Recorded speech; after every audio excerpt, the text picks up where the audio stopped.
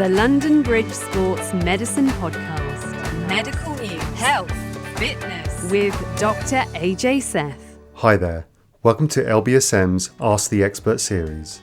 We put the important questions to our experts to give you the latest tips in health and fitness. Today we're talking to Maddie, a podiatrist and expert in gait and movement analysis. We talk about footwear, particularly for running, and what the kind of things you want to look for when buying a running shoe. If you need any further advice, feel free to get in touch. Hope you enjoy listening.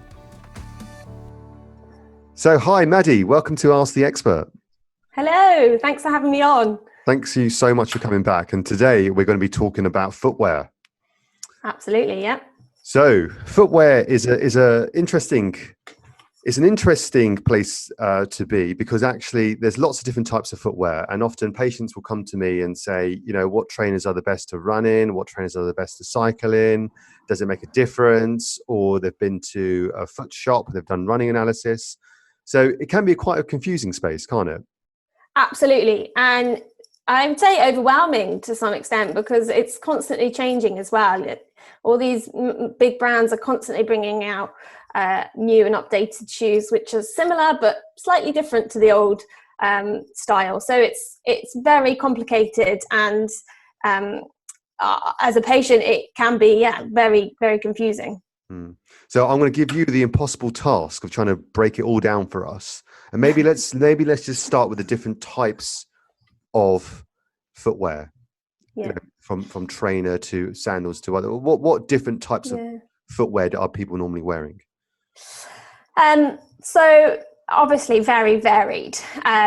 One of my main questions when people come to see me in clinic is, what is your footwear? And actually I do ask for patients to bring in some shoes to clinic, and it's very interesting to see what gets brought in. Usually it's a suitcase full of shoes, just to show me what's going on. But I think everyday shoes can be such as dress shoes if people are going into work. It could be a business shoe, it could be an everyday trainer or winter boot. Moving on from that into the summer, it could be a sandal or a flip-flop or a Birkenstock type sandal.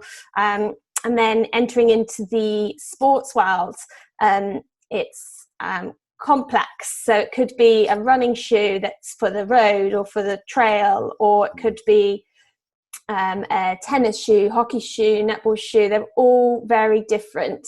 And then you enter into the road cycling and cleats that have specific road cycling shoes.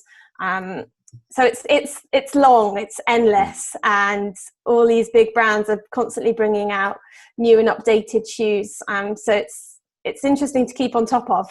Yeah, and people don't always think that, even though they're, you know, half the day they may be in their work shoes, so leather shoes, for example, and in the evening, like ladies may go out in heels, for example, or they may go for a run in sports shoes.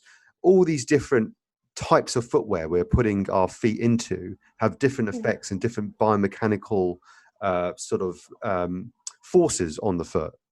Yeah, absolutely. And actually, often if you look at your foot and what you're trying to squeeze it into, it doesn't always naturally fit. And keeping on top of what best works for your foot and its mechanics is sometimes where to begin. But then again, yes, people want to go and wear something dressy out in the evening. So I think it's about listening to your feet at the end of a Friday night on. Out for dinner and you have worn high heels. Be aware that in the morning your feet might feel a little bit sore. They might get the odd blister, it might get some rubbing or some tingling on your feet. It's just about in the morning just looking after them, and as much as possible let your feet spread. If it's comfortable to walk around barefoot, that's not a bad thing to do now and again. But if you are wearing high heels or those kinds of shoes, just as much as possible, probably don't try and do too much walking around in them, and look after your feet as much as possible. Is it good to have a variety of footwear? So just not to be one shoe all the time? Or is it better just to have one shoe, you know that fits you, you know it works well, keep it on 24/7? Very mixed. I think it's hard to try and tell someone to wear the same shoe the whole time. So I think naturally we would all want maybe a couple of different types. And I think that came. I only have 3 pairs of shoes, just to say, and I alternate between them. So what's that? A work shoe, a trainer. Yeah, and some clogs for work. So I alternate between those 3. But I'm a rare example. I'm sure. Yeah. You're right. People want variety, don't they? Yeah, but I think that came about, for lockdown, for example, your classic worker that had to commute into the city wearing a business shoe and then came back, and then Weekend Warrior was wearing trainers. All of a sudden during lockdown, that just drastically changed, and all of a sudden they were at home 9 to 5, Monday to Friday, barefoot or in a slipper or in something that wasn't their classic shoe, and pain and symptoms did start coming about because of a change in footwear. So there's big components to think about when it comes to your shoes, what stability that shoe is providing you with, and what's the heel on it, and is there any cushion on it, and there's a lot about shoes. It's very complex and interesting in the same time. Okay, so let's just focus on sports shoes or running shoes in particular. So just say I'm a runner, I want to, it doesn't matter what level really, or maybe it does. So I'm doing couch to 5K, or I'm quite a good runner and I want to, I want the best shoes for my foot health and performance and running performance. Where do I start? What are the first things I need to sort of think about? So I think, deciding what your goal is super important, because moving forwards, you want to know what your terrain is going to be on, or what your mileage is going to be. Generally, the running shoe industry is long and extensive, but breaking it down into some simple things is crucial. I think sometimes getting your biomechanics assessed and looking at the function of your feet and the flexibility in your ankle and your strength of your feet and your legs is really important. That can be an indicator to certain shoes that might be more suitable for you. For example, I'm looking at the amount of cushion in a shoe, or the stiffness in a shoe can be something to think about. The other thing is the drop. So the amount from the heel to the toe, and the difference is the stack height and the drop from the whole heel or the midfoot from the shoe. So again, it can be very individual. When you do go to a running shop, they very kindly do give you a very brief gait analysis, and they will help advise you on certain shoes that they think might be suitable for you. And they can be very helpful, and it can be a great place to start. And often once you start running, if you're first time doing a couch to 5K, you'll probably find a running shoe that works for you, and you probably will then stick with that brand for a while or for the foreseeable, unless something drastic goes wrong, and then that's when you probably come to see someone like me or yourself to find out what's going on. But there's no real one-stop answer for what shoe's right for what person. The old saying of you're a pronator or a supinator, and this is the shoe for you, that's quite an outdated approach to buying running shoes, and it's a lot more complex than that, because actually we need natural pronation and we need natural supination of the foot for it to work naturally. So and I think some people who go to running shops for their analysis, they can be bamboozled somewhat, and depends who's doing the running analysis and who's giving the advice, I guess. But do you did say that was a good place to start, but I mean, how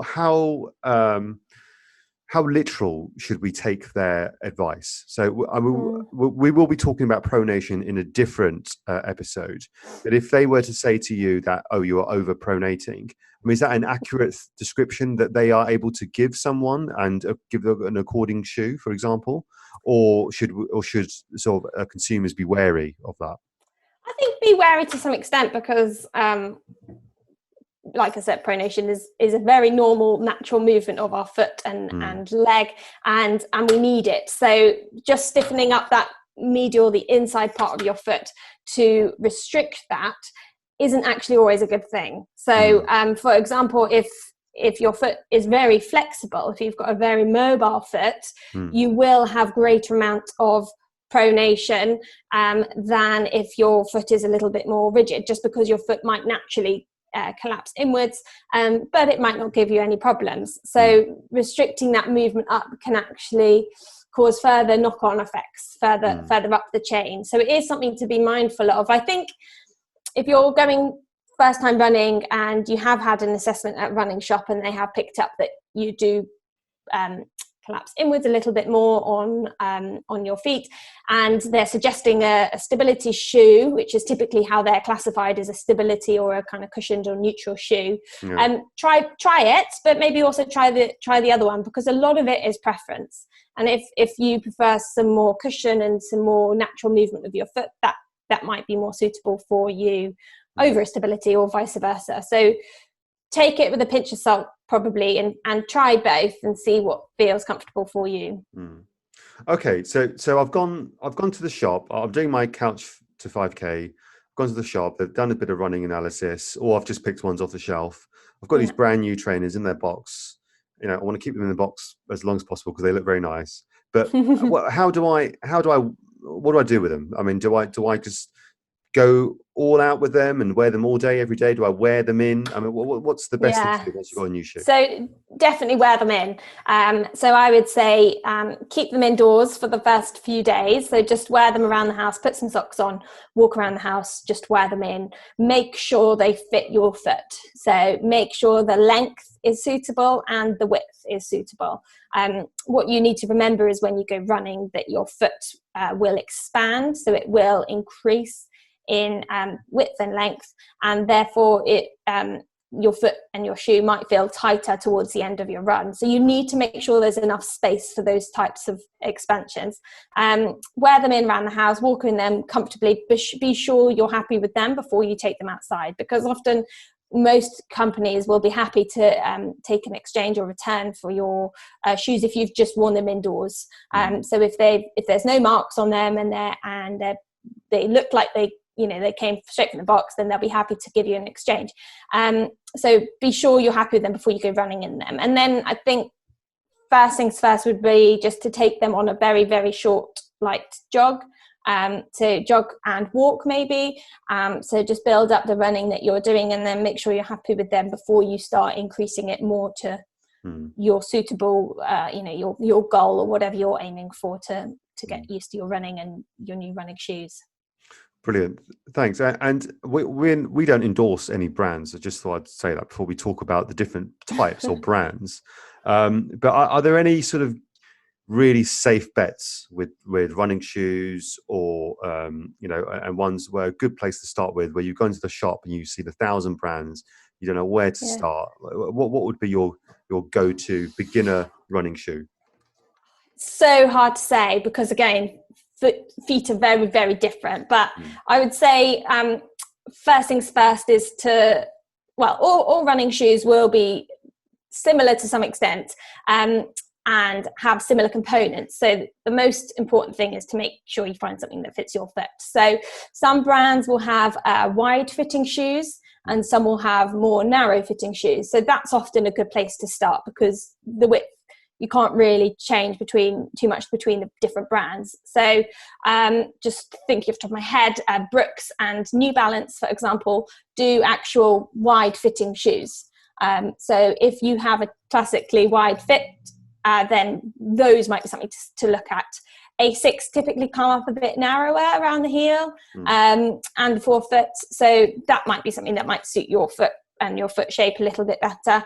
And then they will all have a kind of a maximal support shoe, maybe a bit of more of a mid support and a neutral. So they've all got a couple of different styles, but think about things like your amount of cushion you need, or the flexibility you need, or the ramp angle that you need.